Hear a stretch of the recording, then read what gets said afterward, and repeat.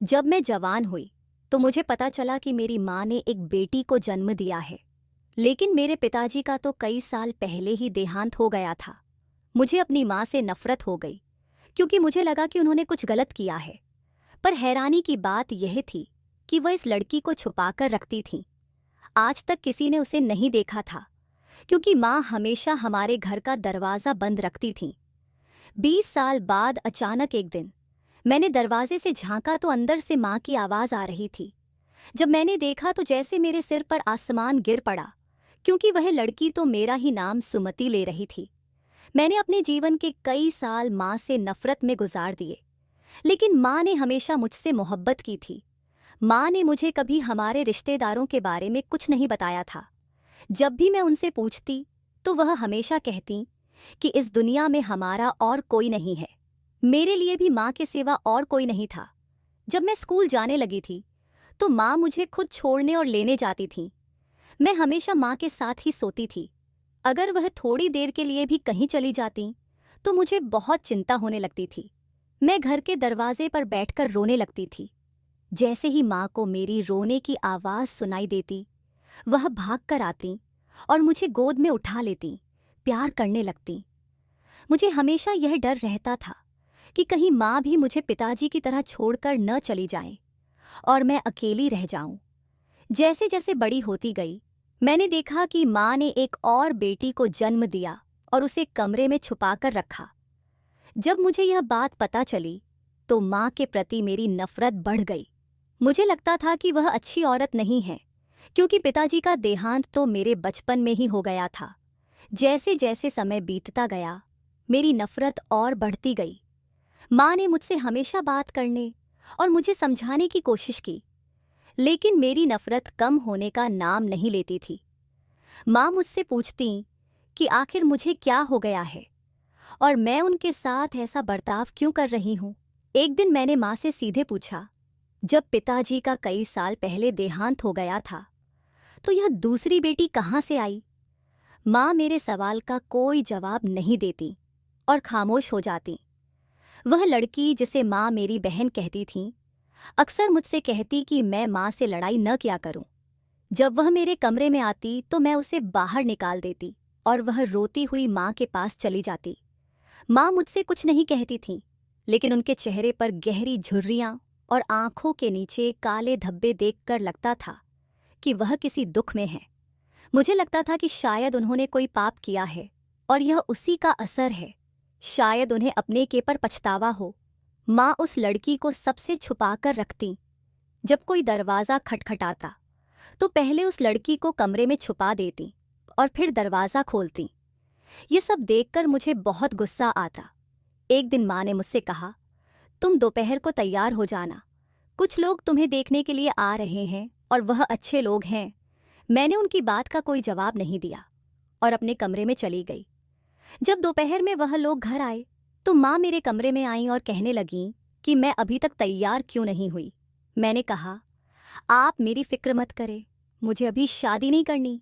आप अपनी लाडली बेटी की शादी कर दें, जिसे आप सबसे छुपा कर रखती हैं। माँ ने मेरे मुंह पर हाथ रख दिया और कहा, भगवान के लिए चुप हो जाओ, किसी को मत बताना कि तुम्हारी कोई बहन भी है। मैंने कहा, कब तक आप अपने इस गुनाह को छुपाएंगी? कभी न कभी तो सबको इसके बारे में पता चल ही जाएगा। तब माँ ने कहा कि वह यह शहर छोड़कर चली जाएंगी। जब मैं 20 साल की हुई तो माँ ने बेटी को जन्म दिया था, जबकि पिताजी का कई साल पहले देहांत हो चुका था। इसके बाद मुझे माँ से नफरत होने लगी। मुझे लगा कि उन्होंने गलत किया था, लेकिन सबसे अजीब बात यह थी कि वह इस बच्ची को हमेशा छुपा कर रखती थी। आज तक किसी ने भी इस बच्ची को नहीं देखा था। अब तो वह लड़की भी जवान हो चुकी थी। एक दिन किसी काम से मैं उस कमरे का दरवाज़ा खोलने गई तो अंदर से माँ की आवाज़ आ रही थी। मैंने छुपकर अंदर झांका और मेरी सांसें थम गईं। माँ उस लड़की के पास बैठी रो रही थीं और कुछ बातें कह रही थीं, जिन्हें सुनकर मैं अवाक रह गई। यह सुनकर तो जैसे मेरे पैरों तले जमीन खिसक गई। अपनी माँ को रोते हुए देखना मेरे लिए असहनीय था। मैं तुरंत माँ के पास गई और पूछा, अभी आप क्या कह रही थीं? क्या हुआ है? मुझे सच क्यों नहीं बता देती? माँ ने गहरी सांस लेते हुए कहा, मैंने वादा किया था कि कभी किसी को सच नहीं बताऊंगी, लेकिन अब तुम्हारी नफरत मुझसे सहन नहीं होती। मैं अपनी एक बेटी के लिए दूसरी को खुद से दूर कर रही हूं, पर अब यह दर्द मुझसे सहा नहीं जाता। मैं नहीं चाहती कि मेरे मरने के बाद भी तुम मुझसे नफरत करती रहो। तुम मुझसे इतनी नफरत करने लगी हो कि ठीक से बात भी नहीं करती। तुम्हें लगता है कि तुम्हारी माँ ने कोई पाप किया है, पर ऐसा नहीं है। आज मैं तुम्हें पूरी सच्चाई बताना चाहती हूँ। मैं माँ के पास बैठ गई और उनकी बातें सुनने लगी। माँ ने बताना शुरू किया, हम 5 बहनें थीं और हमारा एक भाई था। मेरी सबसे बड़ी बहन जवानी में ही विधवा होकर घर लौट आई थी। इस घटना ने हमारी माँ को गहरे सदमे में डाल दिया और वह बिस्तर से उठ नहीं पाई। बाबा खेतों में काम करते थे और हम एक छोटे से गांव में रहते थे। हमारे गांव के हालात बहुत बुरे थे। लोग मजदूरी कर अपना गुजारा करते थे। कुछ ही लोग अमीर थे, पर उनका दिल इतना बड़ा नहीं था कि किसी की मदद कर सकें। हमारा सबसे छोटा भाई था, जिसे बाबा ने स्कूल भेजना शुरू किया। हम सब बहनें घर पर सिलाई का काम करती थीं ताकि घर का खर्च चल सके। जिन घरों की महिलाओं के लिए हम कपड़े सिलते, वे हमें बहुत कम पैसे देती। मजबूरी में हम कुछ कह नहीं पाते थे। हमारी माँ की तबीयत दिन ब दिन बिगड़ती जा रही थी। मेरी बड़ी बहन ने बाबा से कहा कि किसी से कर्ज लेकर माँ का शहर के अच्छे डॉक्टर से इलाज करवाते हैं, पर बाबा ने बेबसी जताई, क्योंकि जिनके लिए वह काम करते थे वे लोग बहुत कठोर थे और हर छोटी गलती पर पैसे काट लेते थे। कर्ज लेकर माँ का इलाज कराना हमारे बस में नहीं था। मेरी बहनों की भी शादी की उम्र हो चुकी थी और बाबा इस बात को लेकर बहुत परेशान रहते थे। एक दिन मैंने बाबा से कहा कि घर गिरवी रखकर पैसे ले लें ताकि बहनों का फर्ज अदा हो सके। बाबा ने हमारी सलाह के खिलाफ जाकर घर गिरवी रख दिया। वह पैसे लेकर घर लौट रहे थे, पर रास्ते में ही चक्कर आ गया और वे गिर पड़े। कुछ लोग उन्हें घर लाए। होश आने पर बाबा ने देखा कि पैसे चोरी हो चुके थे। वह इस बात से टूट गए और रोने लगे। यह सुनकर हम सब भी दुखी हो गए, क्योंकि हमारा घर ही एकमात्र सहारा था। माँ की तबीयत लगातार बिगड़ रही थी और हम उन्हें सरकारी अस्पताल लेकर गए, लेकिन वहाँ किसी ने हमारी बात नहीं सुनी। दूसरी तरफ मेरे छोटे भाई बहन भूख से रो रहे थे। बाबा भी परेशान होकर बाहर चले गए। थोड़ी देर बाद मैंने उन्हें बाहर जाकर देखा। वे हाथ फैलाकर भीख मांग रहे थे। यह देखकर मैं भी वहीं बैठकर रोने लगी। मेरी छोटी बहन ने मुझे ढांढस बंधाया और बताया कि उसने अपनी एक दोस्त से बात की है, जिसका भाई बहुत अमीर है। उसने वादा किया है कि वह मेरी बहन को काम दिलवाएगा। उसने कहा कि अगर वह चाहे तो मॉडल बन सकती है और टीवी में आ सकती है। यह सुनकर मैंने बहन को समझाया कि हम भूखे मर सकते हैं, पर किसी गलत रास्ते पर नहीं जाएंगे। मैंने उसे समझाया कि इस तरह के काम में बहुत सी बुरी चीज़ें होती हैं और बिना मतलब कोई किसी की मदद नहीं करता। छोटी बहन ने कहा, दीदी, अब मुझसे यह सब सहन नहीं होता। जो होगा देखा जाएगा। मैं तुम लोगों को इस हालत में नहीं देख सकती। देखो बाबा कितने मजबूर होकर भीख मांग रहे हैं, सिर्फ 2 रोटियों के लिए, ताकि हम सब कुछ खा सकें। मेरी छोटी बहन ने कहा, माँ का इलाज हो जाए, इसके लिए अगर मुझे अपनी जिंदगी भी बर्बाद करनी पड़े तो मुझे मंजूर है। भीख मांगने से तो यही बेहतर है। मैंने उसे बहुत समझाने की कोशिश की, पर उसने मेरी बात नहीं मानी। वह कहने लगी, मैं इस घर की हालत सुधार कर ही रहूंगी। अगर हम यूं ही रहे तो किसी की भी शादी नहीं हो पाएगी।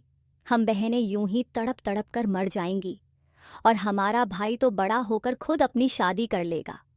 मर्द अपनी परवाह करते हैं। जैसे बाबा ने कभी सोचा होता तो इतने बच्चे नहीं होते। जब तक माँ ठीक थी, वह बाबा का हाथ बंटाती थीं। अब जब हम काम करने निकलते हैं तो लोग हमें अजीब नज़रों से देखते हैं, जैसे हमें खा जाएंगे। किसी को हमारी मजबूरी दिखाई क्यों नहीं देती? इतने में डॉक्टर आए और कहा कि इलाज के लिए तुरंत 25,000 रुपये जमा करने होंगे, वरना माँ की जान जा सकती है। यह सुनकर बाबा बहुत घबरा गए और वहीं बैठ गए उन्होंने उदास होकर कहा, चलो घर चलते हैं, माँ को यहीं छोड़ देते हैं। अगर वह मर गईं तो ये लोग खुद घर पर पहुंचा देंगे। अब अगर उन्हें घर लेकर गए तो 2 दिन का बिल और जुड़ जाएगा और मेरी जेब में तो एक पैसा भी नहीं है। बाबा बिल्कुल टूट चुके थे। जब मैंने अपनी बहन को देखा तो वह वहां नहीं थी। मैंने पूरे अस्पताल में उसे ढूंढा पर वह कहीं नहीं मिली। मैंने अपने भाई से पूछा तो उसने कहा, गीता दीदी कह रही थी कि बाबा को लेकर कहीं मत जाना, मैं पैसे लेकर आ रही हूं। उसकी यह बात सुनकर मेरा दिल बैठ गया। मुझे बुरे ख्याल आने लगे। शाम तक गीता वापस आई। उसका चेहरा उतरा हुआ और उदास था। उसने बाबा के हाथ पर पैसे रखे और कहा, बाबा मासी किस हा, अब हमें पैसों की कमी नहीं होगी। डॉक्टर से कहें कि माँ का इलाज शुरू कर दें। मैंने गीता को एक तरफ ले जाकर पूछा, तुम कहाँ गई थी? गीता बोली, दीदी मैं कोई गलत काम करके नहीं आई हूँ, मैं मॉडल बनूंगी। मेरे दोस्त के भाई ने वादा किया है कि जब भी पैसों की जरूरत हो वह हमें देंगे। उस समय सबने उसकी बात पर भरोसा कर लिया। किसी ने भी सच्चाई जानने की कोशिश नहीं की। माँ का इलाज शुरू हो गया था। गीता हर रोज तैयार होकर कहीं चली जाती थी। बाबा ने उसे बहुत रोका पर मजबूरी में उन्होंने सोचा कि मॉडलिंग ही तो कर रही है, आजकल कई लड़कियां यही काम करती हैं। माँ ठीक हो चुकी थी। जब हम माँ को घर लाए तो पता चला कि जिस आदमी के पास घर गिरवी रखा था उसने पैसों के ना होने के कारण घर बेच दिया। उस रात हम सबने बाहर ही गुजारी। जब गीता को यह बात पता चली तो उसने फोन किया और कुछ ही देर में एक बड़ी सी गाड़ी आई। उस गाड़ी से हम सबको एक और जगह ले जाया गया जहां एक आलीशान घर था। गीता ने कहा, अंदर चलो। घर के अंदर का नजारा देख हम हैरान रह गए। वह घर बहुत सुंदर और बड़ा था।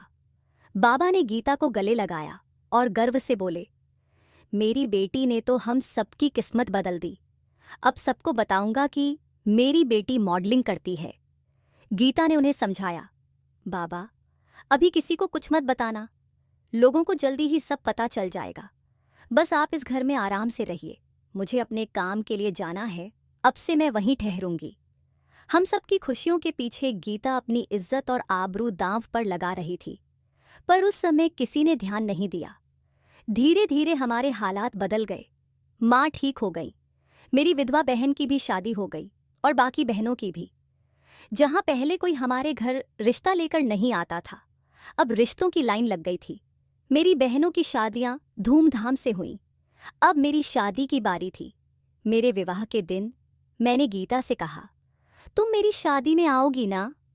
गीता ने मुझे गले लगाते हुए कहा, तू तो मेरी बहन से बढ़कर मेरी दोस्त है।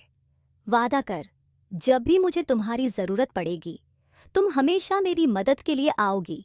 मैंने मुस्कुराते हुए कहा, तुम कैसी बातें कर रही हो?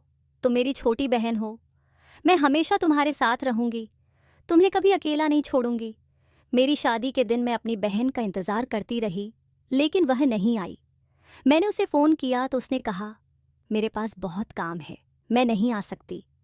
अब वह घर भी नहीं आती थी और अगर कभी आती भी तो रात के अंधेरे में। एक दिन वह घर आई और हमें बताया कि वह विदेश जा रही है।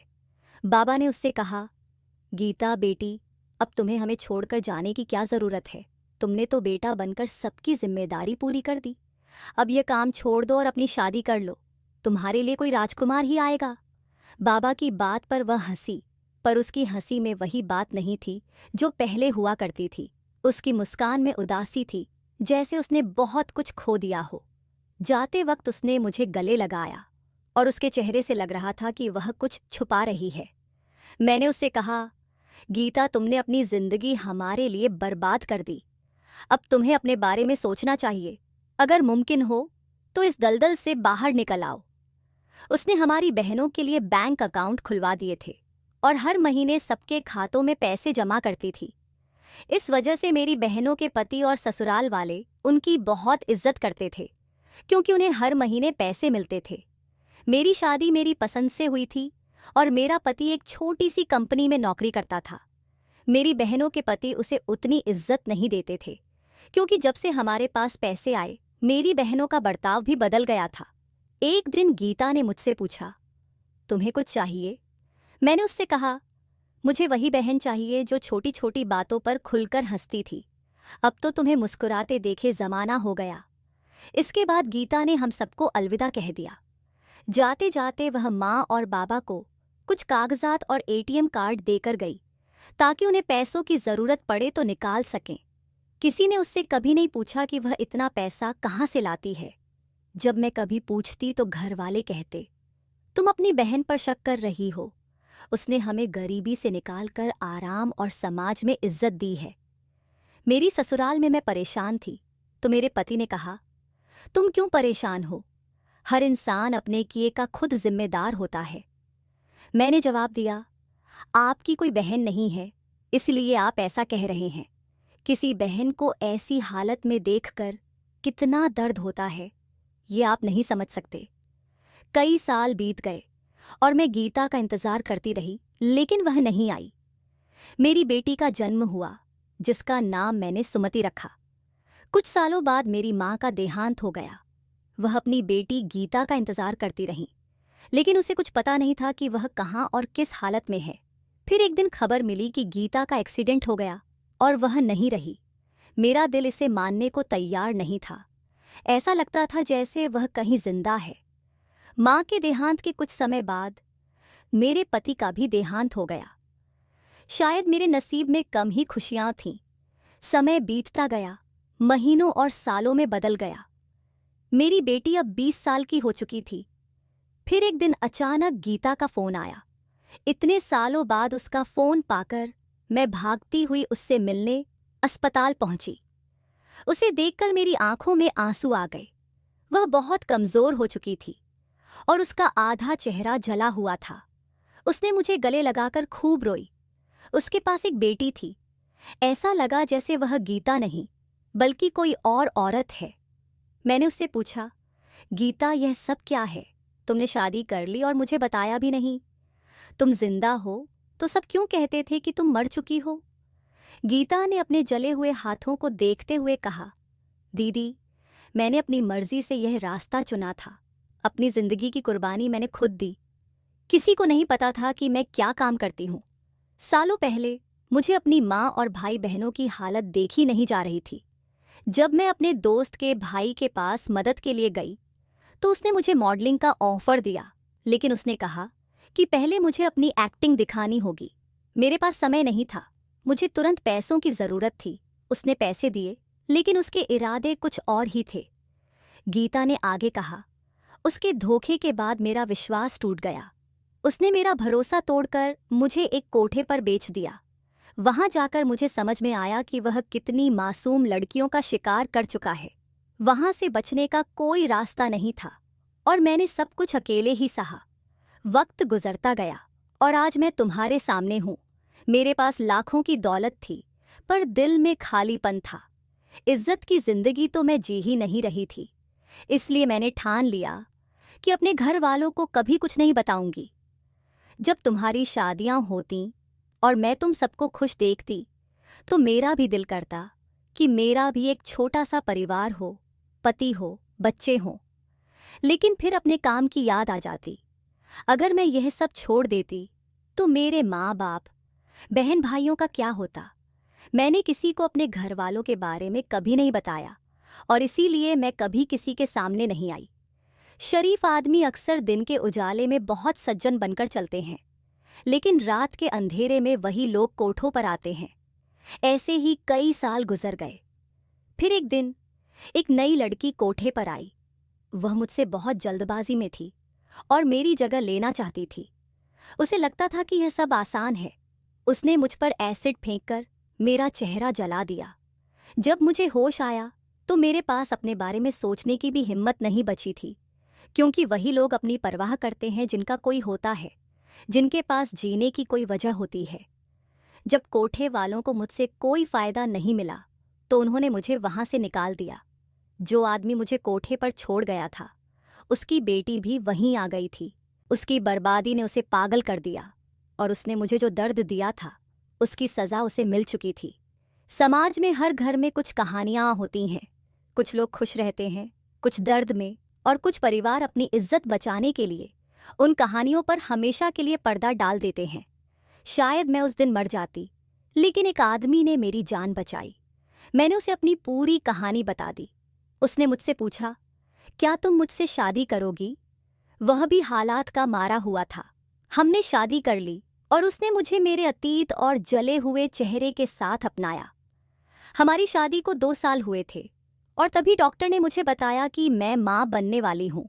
यह सुनकर मैं डर गई, क्योंकि मुझे लगा कि अगर कोठे वालों को मेरी बेटी के बारे में पता चला तो वे उसे मुझसे छीन लेंगे। मैंने अपने पति से कहा कि हमें यहाँ से भाग जाना चाहिए, और मेरी बात सच निकली। वे लोग हमारा पीछा करने लगे। 2 महीने पहले मेरे पति का देहांत हो गया। वह एक अच्छा इंसान था। उसने कभी मेरे अतीत का ताना नहीं दिया। वह हमेशा कहता, गीता तुम मेरी पहली और आखिरी मोहब्बत हो। वह बचपन से ही मुझे पसंद करता था और हमारे गांव में ही रहता था। जब वह काम करने बाहर गया तब हमारा परिवार किसी और जगह पर शिफ्ट हो गया। इतने सालों बाद वह मुझे मिला, लेकिन हमारा साथ कुछ ही सालों का था। आज मेरी बेटी पैदा हुई है। मुझे डर है कि जब वह बड़ी होगी और उसे पता चलेगा कि उसकी माँ कौन थी, तो वह मुझसे नफरत करेगी। इसलिए तुमसे एक वादा चाहती हूँ, इस बच्ची को माँ बनकर पालना। इसे कभी गीता मत बनने देना। उसके बाद मेरी बहन चल बसी और मैं उस बच्ची को लेकर घर लौट आई। जब तुमने कहा कि मैंने इस बच्ची को जन्म दिया है तो मुझे ठीक लगा और मैंने हाँ कह दी। शायद इसलिए मैं तुम्हारी नफरत बर्दाश्त करती रही और इस बच्ची को सबसे छुपाकर रखा, इस डर से कि कहीं कोई मेरी बहन की निशानी को मुझसे न छीन ले। माँ अपनी कहानी बताते हुए बहुत रो रही थी। मैं उन्हें क्या समझती थी और असल में उन्होंने अपनी जिंदगी में क्या सहाता था, ये जानकर मुझे बहुत पछतावा हुआ। मैंने अपने बर्ताव के लिए माँ से माफ़ी मांगी। फिर हमने वह मोहल्ला छोड़ दिया। माँ के कहने पर हम दोनों बहनों ने शादी कर ली और इस राज को हमेशा के लिए छुपा लिया। मेरी छोटी बहन, जिसे मैं हमेशा नाजायज़ समझती थी, दरअसल मेरी मासी की बेटी है। माँ ने अपनी जिंदगी में बहुत दुख झेले थे। हर इंसान की जिंदगी में कुछ न कुछ कहानियाँ होती हैं, दर्द होते हैं, जिन्हें हम जानने की कोशिश नहीं करते। हमें लगता है कि हमारे अपने दुख ही काफ़ी हैं, दूसरों के दर्द जानकर क्या फ़ायदा। लेकिन अगर हम किसी के लिए कुछ नहीं कर सकते तो कम से कम अपने अल्फाजों से उन्हें तसल्ली दे सकते हैं। हो सकता है कि हमारे कुछ शब्द किसी के आंसू थाम दें और उन्हें जीने की एक वजह दे दें। दोस्तों, उम्मीद करती हूँ कि आपको हमारी कहानी पसंद आई होगी। अगर यह कहानी आपको अच्छी लगी हो तो वीडियो को लाइक करें और चैनल को सब्सक्राइब करना न भूलें। साथ ही नोटिफिकेशन बेल ज़रूर दबाएं ताकि अगली कहानी की अपडेट सबसे पहले आपको मिले।